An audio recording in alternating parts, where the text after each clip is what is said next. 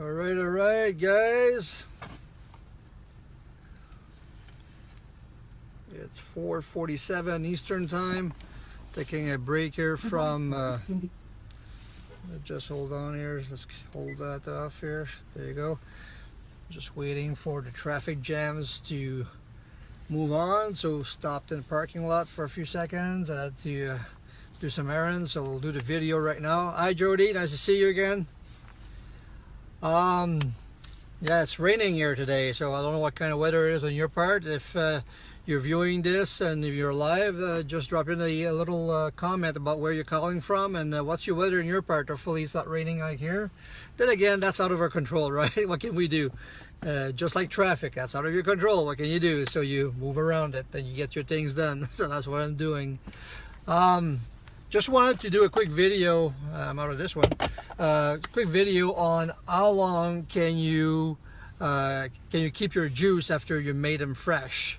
That's a question that I get a lot. A lot of people send me those comments and those personal messages. And there's two ways. Oh, raining in Brooklyn. Oh, I guess we're all feeling that the hurricane that's coming in, right? So hopefully that's not gonna waste the whole week as it goes up the coast. We're on the East Coast as well, so we're in Ottawa, Canada, so we're all gonna get it, I think. Hi Chantal, good to see you. So some of the key ways to save your juice after you make it. Of course, some of the big thing you have to do is whenever you make a juice, the quicker you can drink it, the better it is, right? That's always the best thing. But sometimes, mostly if you're doing multiple days of juicing, it's always great if you're able to do a batch and then put them away. So there's a few things you need to take into account when you do that.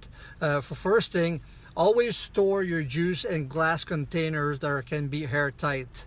That way you'll be able to preserve the nutrients a bit longer. You'll be able to limit the oxidization of the juice, so and not try to fill it to the rim, so therefore when you close it tight there's almost no air in it, so you'll be able to keep it a bit longer. So if we go with a centrifugal juicer like a Breville, one of those really fast juicer, now the fact that they're going fast, they're adding a lot of oxygen and heat to your juice, right? So that is going to deteriorate a little bit of the juice faster. So that the amount of time you can keep that juice and tasting fresh and also have full of nutrients, it's kind of limited, right? I remember when I used to use my fast juicer, I used to drink them right away. I didn't store them. I used to do them, if I did 5 juices a day, I would do them live every because whenever I stored them for more than 4 hours, I personally felt that the taste was not always as great. Now, if you're using a cold press juicer, that's different. A cold press juicer, you'll be able to keep your juicers anywhere between 2 to 3 days in an airtight glass jar, right? One key ingredient you want to add to your juices whenever you want to store them for a little bit longer time for consuming later on is you want to add either some lime, some lemon, some grapefruit. Any of those 3 fruits, when you add them to it, it's going to help preserve your juice a bit longer, right? So that's something you want to make sure that's in your recipe. So if you're saying, okay, I'm going to do my juices for the next 2 days, and if in that recipe there's no lime, lemon, and so forth, you want to add a little bit to it because you know you're going to store them. Now, the other way you can do it, and I've not, myself personally, I have not tried that yet. So this is really based on experience of others. From what I've seen, from what I've heard has worked well for some, is that you can freeze your juices, right? So again, there you have to be careful. You need to put them in containers that are easily sealed, so there's no air coming in. If you're able to pump the air out, because there's a lot of these bags you can suck the air out of it. I know that in Australia they have these really nice juice bags, and we don't have that right now, I think, in Canada or in the States. So it would be great to be able to have access to that, probably through Amazon or eBay or something. So the key thing when you freeze your juices, you can keep them up to 6 months. That's what most nutritionists and specialists will say. 6 months is a hell of a long time, right? So that's pretty good. You can do a big batch and store them and all that. Key things you have to remember though is that the moment you want to consume that juice, you need to get it thawed 3 hours before you're going to start drinking it. okay?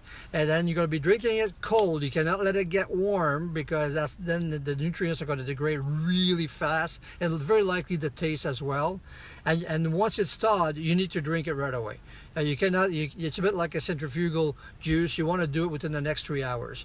You don't want to wait too long, because then the quality of your juice is going to go bad pretty fast. But those are two good ways. If you want to do a batch of juicing, go nuts on a Monday night when it's raining, and say, hey, I'm going to get all my produce and I'm going to do all my juices for the next 2 days and so forth.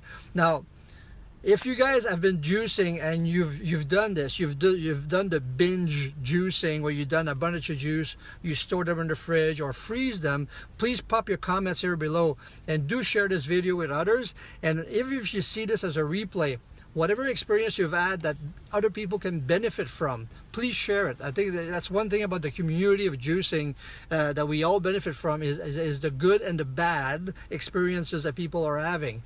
Personally, I've learned a lot from the bad. So a lot of times, you do the wrong thing and you learn a lot more from those than the good ones. So do share your experiences, what has worked, what has not worked for you, so we can all benefit from that.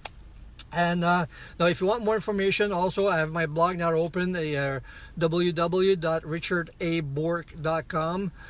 So I try, what I do is, whenever I do a Facebook Live, I try to save it, and I try to go and store it there. Within the next week, I'll try to put all my videos in there.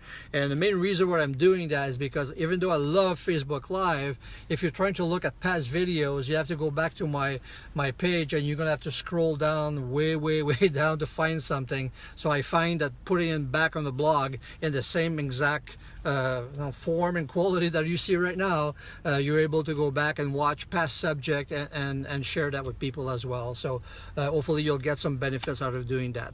So with that, that's the live for today. I hope you guys are having a great time, and you will have a nice evening, and hopefully the sun will come out, and we will to enjoy that. And we'll talk to you tomorrow. In the meantime, take control of your health, become more, and stay cool. Take care.